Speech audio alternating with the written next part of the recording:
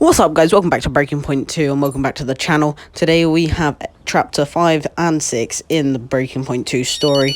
If you haven't watched last episode, it's up in a playlist on my channel. We've got a call already. You saw the race, couldn't be prouder, and everyone in the office wouldn't stop screaming. Well, that saved me a few minutes. Guess I'll speak to you later then. How are you, Mum?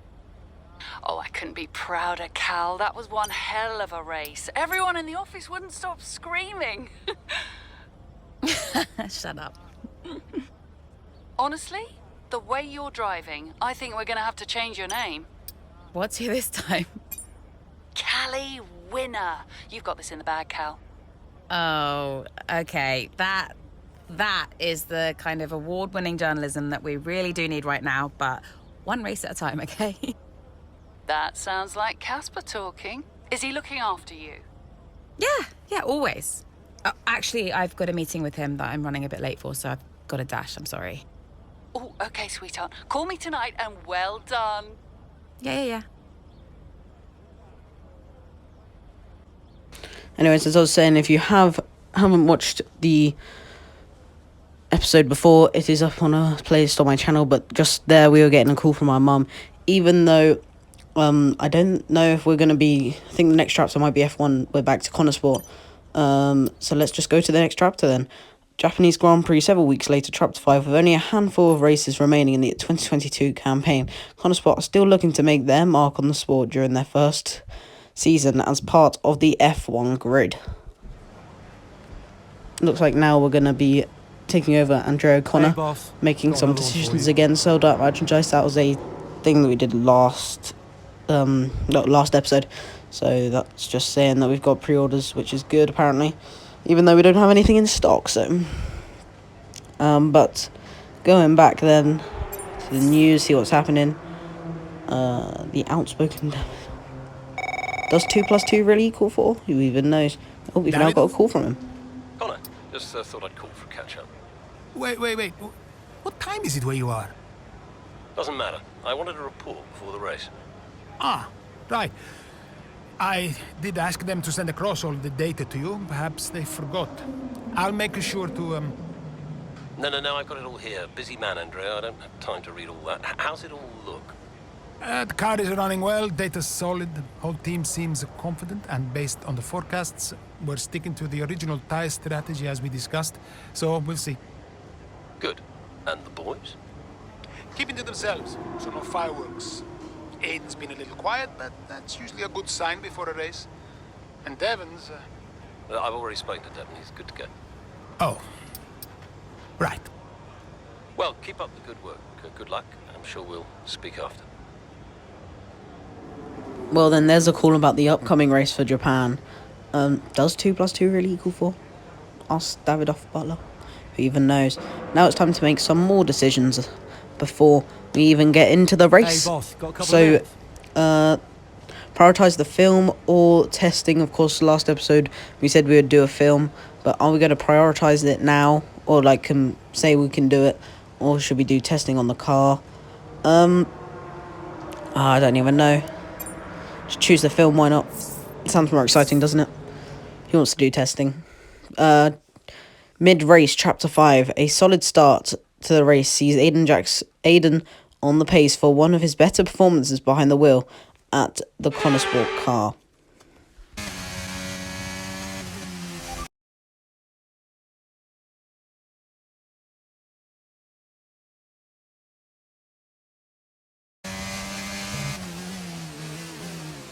Right then, so we have to overtake Bottas for P8, but we are in P11, so before lap 8 we have to get Bottas, who is in P8, and we're immediately looking to overtake Yuki Tsunoda. We're on the mediums compared to him on the hard tyres. We're going to send it down the inside of turn 13, which is spoon curve, and then into 14. Hopefully we just get a good exit, and we can be on the back of Sainz in no time, using a little bit of overtake down the back straight, down the straight to get closer to him. Lap 5 we are that, and it's yellow flags, and this is the only time you ever see this in the F1 game. It's Latifi doing his job in 22nd place in a Williams, holding up Carlos Sainz for us very nicely. We don't get DRS because we weren't too close to it when We weren't in the DRS detection point when he was holding everyone up. But we do have the slipstream on him, and we have gained a reasonable amount, about a second, because of Latifi.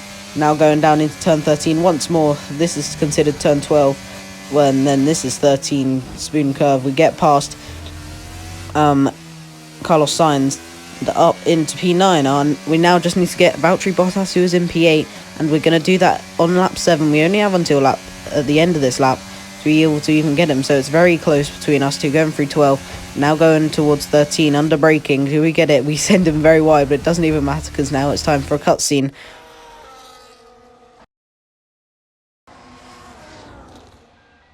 Another pit stop here at Suzuka. This time it's Aiden Jackson coming in. He's been making steady progress today, and Connor Sport need him to. They desperately need some results, and they could do without this. And look, there's chaos in that garage. Absolutely, only 3 wheels on the car at the moment, Crofty. Aiden Jackson looks on in despair. Here comes that spare wheel now. That's a long, long time to wait, just sat in the cockpit. What is going on down at Connor Sport? Well, the tyre is finally out of the garage and on the car, and Aiden Jackson's back out in the race, but it's a long time in the pit, and that will cost them dearly.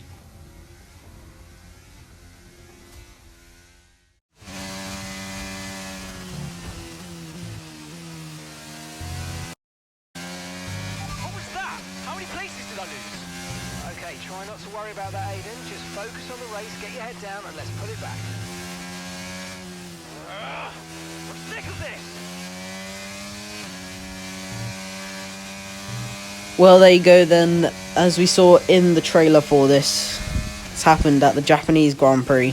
The pit stop failure where they didn't have a tyre for some reason. But now it's time to go all the way back up to 8th place before the end of the race. So it's lap 8. Everyone else is on the same tyres, but we're not. We're on the soft tyres now. So we have a very big advantage, especially over Tsunoda here, who's on the hard tyres. We've now got the slipstream on it once again. Going through 12 into 13. We might look at a move, we might not. Let's see, we're not going to go for a move into 13. We stay behind, but hopefully we're just getting a good run out of 14 now, and we might be able to get alongside them, which we do. On the exit, we get very good traction, but we're now still side by side going towards 130R. Let's see if we can make this move happen. We're using a little bit of overtake. We've got the inside line, and we keep it. We're onto the grass, though, and we do get up into P12, but we need to get into P11 before the end of the race. We take the bollards out there, but now lap 10, we've caught up to Gasly, Norris and Valtteri Bottas, and just heard on the radio that 8th place Carlos Sainz does have an engine issue. We're looking to get past Gasly now. We force him to try block the inside line, and now we're going around to take the racing line, and there's probably contact there, but we do get past Pierre Gasly and up into P11, Norris in P10 and Bottas in P9. Few corners later, but we're looking to forcefully get past Norris. Probably a lot of contact there, but it doesn't matter because we're up into P10 and he's still there in our wind mirror, but now he's gone. Now we're up into P10, P9 immediately though. On the same lap, we're going past Valtteri Bottas, and then it's Carlos Sainz with an engine issue plaguing him and making him slower. So hopefully on this straight we can get the slipstream, and of course we'll have probably more engine power than him, straight line speed, as he has an engine problem. So when we're in the, here we are then, we are just under 3/10 now towards 130R. We're too far back, but now going into the final chicane, we're looking for the move. We don't make it, we don't send it down the inside, but now we're just hoping for good traction. We almost lose it there on the exit of the corner, and now into the final corner. We're going to have DRS. We can use a little bit of overtake. It's on to lap 12 now, the penultimate lap of the Grand Prix. We're in the slipstream, we've got DRS, and we're going for the move round the outside on turn 1, and we do make the move on Carlos Sainz up into P8. That's the goal, that's the objective done. Now it's time to possibly go for the bonus of overtaking Devin Butler, our teammate, who is just ahead of us, and we've caught up to him on the last lap. P7 is on the cards here. We're going for the move on our teammate Devin Butler. He blocks the inside line, he takes the racing line. We stick behind him, hoping that we can get a good run at him on the exit of 14, which we do. We're in the slipstream. Max Verstappen wins the race. We're going for the move. We don't get it though. He's got too much engine power compared to us, and probably a lot more battery as well. But into 130R, we're looking for the move. We're now on the outside line for the chicane, and we brake a lot later than him. And he hits us going as he skips over the chicane, but we do get the move, and we're up into P7, and that's the bonus complete as well for the race.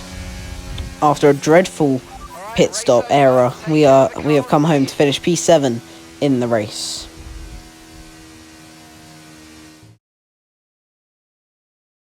Well, it's still too close to call at the top of the table.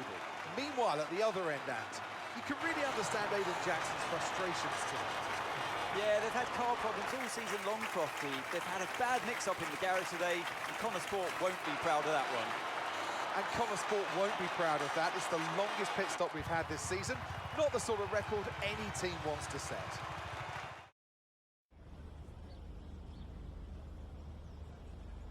Well, Aiden, I'm sure you already know what I'm going to ask. That pit stop looked like a nightmare. So what on earth happened today?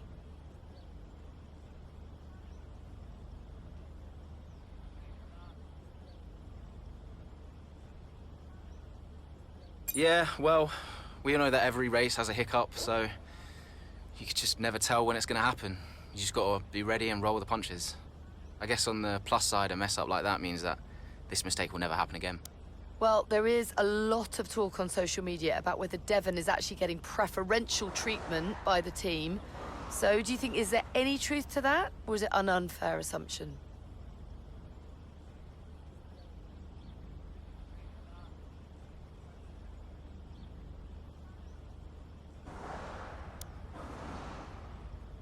It's a good question. Davidoff Butler may be funding the team, but he's a good man. He works hard to make sure that everyone's equal, so no, I don't think so.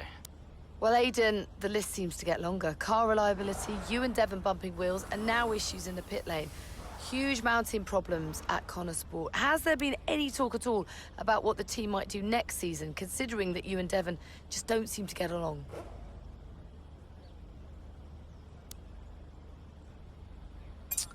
If I'm being honest, I'd be lying if I said I wasn't open to any offers next season. That's just business. So who knows what will happen next year. And finally, I've got to ask you about this. Rumours have recently emerged that you'll be playing a role in the next Throttle Zone film. Can you comment on this?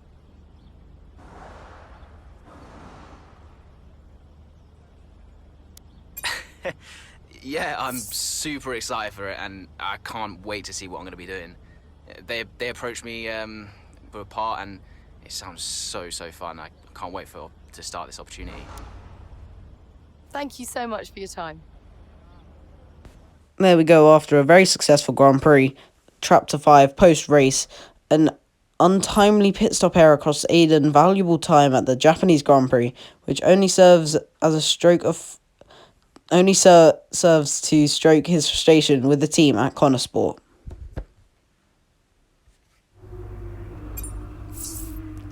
Here we are then back in our... I don't even know what it's called, but we've got a call from Davidoff. About what? You saw the race, right? What is there to say? Thought you could do with blowing off a little steam. What is even the point in wasting any more energy? If it's not the car, it's the team. If it's not the team, it's the car. No one seems to care how much effort I'm putting into all of this. Which is why you need to double down. Listen, I promised I wouldn't say anything, but the top three are talking, Aiden. They've already reached out to us. Looks like there might be some last-minute negotiations on the cards, but keep that to yourself, okay? Yeah, of course. No doubt there'll be some wrangling. You're contracted for another season, but your tenacity has been noticed. Wow, I don't know what to say. Don't say anything you're not supposed to know. I hate to admit it, but Connor Sport can't keep up with you, Aiden. Just do me a favour, would you? Yeah, sure. What is it? I need you to push as hard as you can to get as much out of you before I lose you to a better team. Can you do that for me? Of course. No problem. Good boy. You know I'm here whenever you need me. Speak soon. Well then, that is a very big twist in the story. We could be possibly racing against Aiden Jackson as Devin Butler, or whoever replaces him, if he does move then, unless something crazy happens. But now it's time to get into, well, stuck in the pit lane. It's all over the news, isn't it? Stuck in the pit lane. The latest F1 team just can't catch a break. But not much really else happening in the news, so it's time to just go to the next chapter. You saw it, right? The pit stop? How am I supposed to deal with that? I know.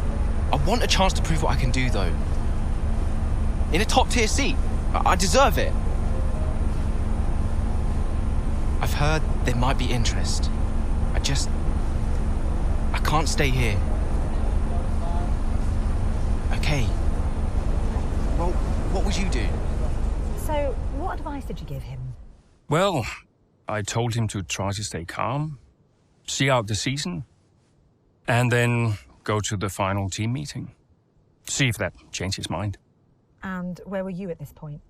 Oh, I was busy getting Callie ready for the final race of the F2 season.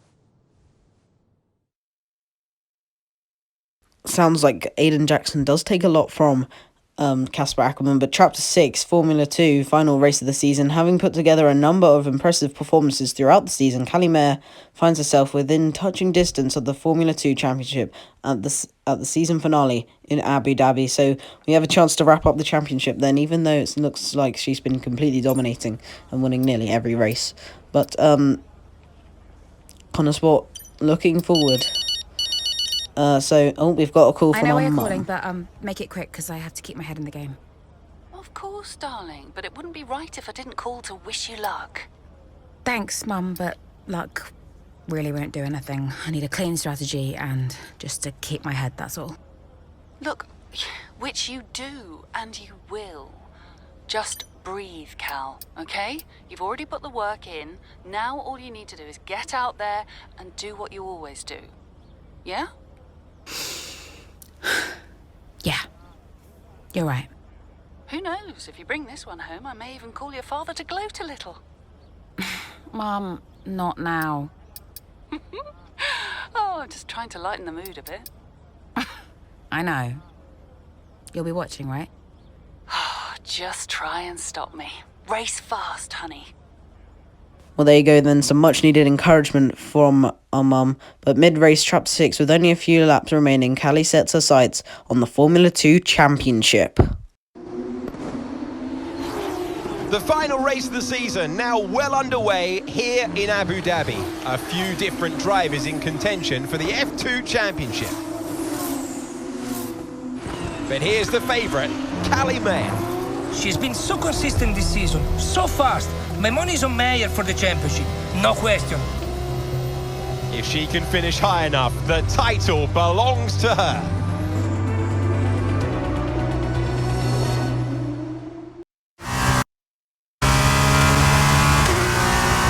How am I doing? It's looking good, Callie. Come on, a podium should clinch this for us. Then podium it is. So now we're going to have to try get a podium from P9. So a very bad race considering it's Callie. But we've only got 5 laps to complete this in an F2 car. So we're going to have to try it's going to be very difficult. But we're going to try and, well, it's almost immediately got up to Valfrochon. We were already in within DRS. So now we're just using the slipstream and DRS. Of course, no ERS or overtake on this car. So it's just pure slipstream, and we've hit him there going into, I don't even know what time that is. But we've hit him on the reprofiled corner, and then we get the move on the inside. And he kind of just lets it up, but now it's time we're looking at P7, and we've got purple first sector. We're in the slipstream, no DRS though, because and we're just sending it down the inside. They brake very early. But if I didn't put the difficulty down, there would be no chance I'm doing this, so. Because the F2 car is just very difficult to handle, so it's now a 4-second gap to P6, but by the looks of it, P6 to P3 all are very close to each other. I know, but So now it's just time to get our head down and chase after that 3.4 second gap.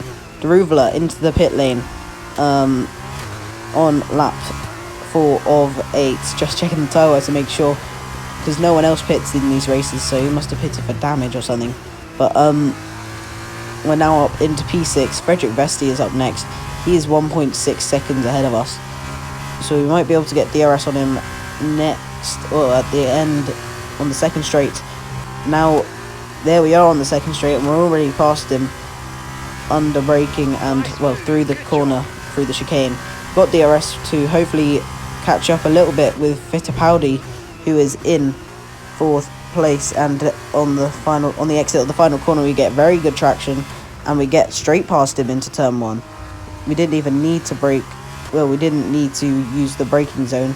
Pourchaire is up next, and this is for our objective.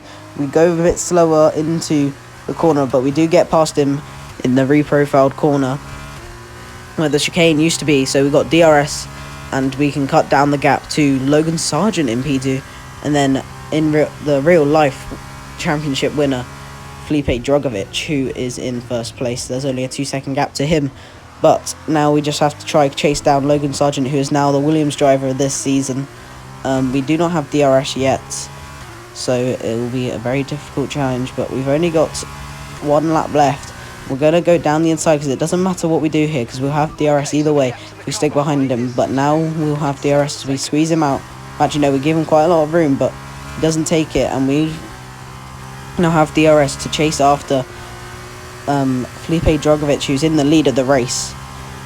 So now we're in the slipstream. We're going to possibly see if we can make this move, not here, but maybe onto the second straight here, going through the chicane. Hopefully getting good traction out of this corner, which we do kind of. It's a Formula 2 car, it's quite difficult to see. But now DRS will help us quite a lot going down the straight in the slipstream, going taking the racing line round the outside, and he's still there on the inside is Felipe Drogovic. We try to get on the power a little bit earlier than him, we do, and we get up into P1. So that's the bonus done there, and now it's the last lap, and we do win the Formula 2 championship.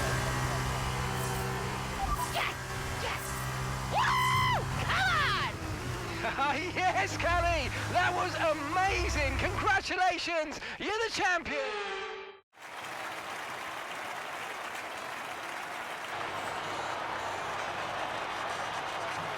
Callie Mayer, get used to the name. She has her whole career ahead of her, and this is just the beginning.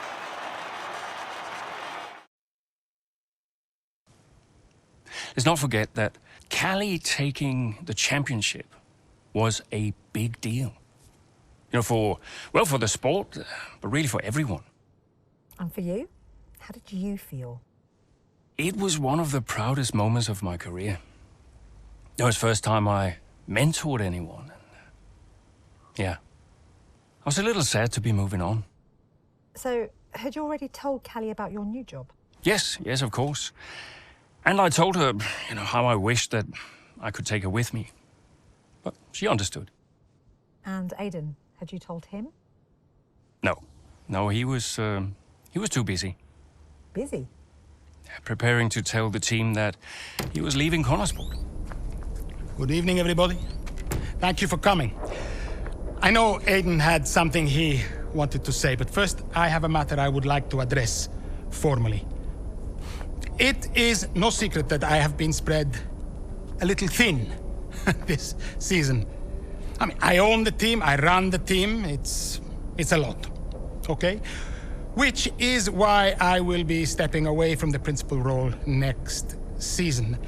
I'll still be pushing Connorsport Racing to be the brand we know it can be, whilst the new principal will be laser focused on performance and results. And we have already found the man to step into that role.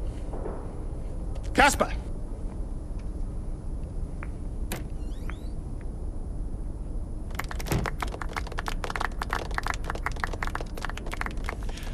Thank you. Thank you, everyone. Now, this is a big step up for me. I'm really looking forward to see what next season brings. It's truly an honor to be on board. I am sorry for the dramatic nature of the announcement, okay? Humor the man who pays you. We all look forward to working with Casper, yes? Good. Then let us continue. Aiden, you had something you wanted to say? The floor is yours. No, it's nothing. I just wanted to say, thank you, everybody, for all your hard work this year. And I'm really looking forward to next season, especially with Casper at the helm.